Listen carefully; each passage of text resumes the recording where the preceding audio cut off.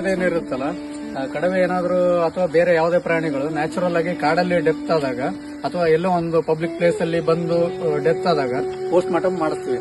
ಅವಾಗ post mortem ಮಾಡುವಾಗ ಎಷ್ಟು ಶಾಕಿಂಗ್ ಆಗಿರುತ್ತಂದ್ರೆ ಒಂದು 60-70% ಅದರಲ್ಲಿ ಇದು ಪ್ಲಾಸ್ಟಿಕ್ ಇರುತ್ತೆ.